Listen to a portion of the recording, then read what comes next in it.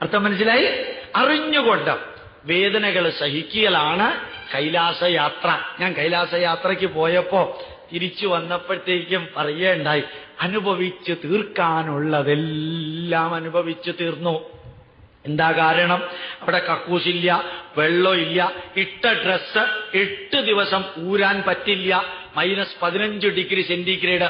ഊരിയാൽ ഒന്നില്ലെങ്കിൽ ചത്തുപോവും, അല്ലെങ്കിൽ മരിച്ചു പോവും. 2 ഓപ്ഷനേ ഉള്ളൂ.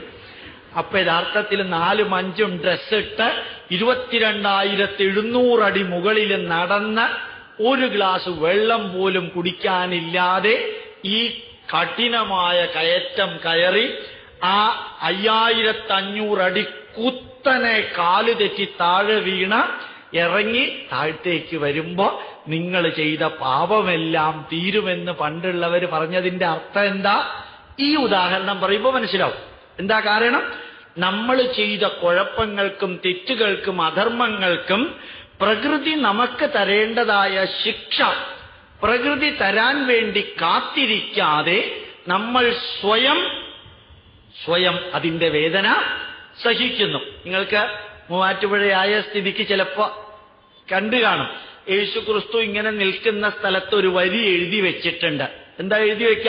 നിന്ദിതരും പീഡിതരും നിരാശ്രയരും എന്റെ പക്കൽ വരുവിനും, അധ്വാനിക്കുന്നവരും ഭാരം ചുമക്കുന്നവരും എന്റെ പക്കൽ വരുവിൻ, നിങ്ങൾക്കാണ് സ്വർഗരാജ്യം. ഇത് എഴുതി വെക്കാൻ കാരണം എന്താ? ബൈബിളിലുള്ള ഒരേ ഒരു ശരിയായിട്ടുള്ള വരി അത് മാത്രം. അപ്പൊ യഥാർത്ഥത്തില് എന്താ അങ്ങനെ എഴുതി വെക്കാൻ കാരണം? നമ്മൾ അനുഭവിച്ച് തീർക്കേണ്ട മാനസികമായിട്ടുള്ള വിഷമതകളെല്ലാം എപ്പോഴാ അനുഭവിച്ച് തീരുക? നിന്ദിതരാവുമ്പോൾ, നിരാശ്രയരാവുമ്പോൾ, അതേപോലെ തന്നെ വേദനിക്കുന്നവരാവുമ്പോൾ, മനസ്സ് കത്തിജ്വലിക്കുന്ന വേദന അനുഭവിച്ചു തീരേണ്ടത് തീർന്നു കഴിഞ്ഞാൽ പിന്നെ നിങ്ങൾക്ക് എന്റെ പക്കൽ വന്നാൽ സ്വർഗരാജ്യം കിട്ടും. അധ്വാനിക്കുന്നവരും ഭാരം ചുമക്കുന്നവരും അവര് ശാരീരികമായിട്ട് അനുഭവിക്കേണ്ട എല്ലാ നെഗറ്റീവുകളും അനുഭവിച്ച് തീർന്നു കഴിഞ്ഞാൽ പിന്നെ അവർക്ക് ഇനി പ്രകൃതി നെഗറ്റീവുകൾ നൽകാനില്ല. അവര് റിഫൈൻഡായി. അപ്പൊ യഥാർത്ഥത്തില് കഴിഞ്ഞ ജന്മത്തിൽ നമ്മൾ ചെയ്ത സഞ്ചിത കർമ്മം അനുഭവിച്ച് തീർക്കാൻ പാകത്തിന് ഈ ശരീരമെടുത്തു. അറിഞ്ഞോ അറിയാതെയോ അതെല്ലാം അനുഭവിച്ച് തീർക്കുന്നു.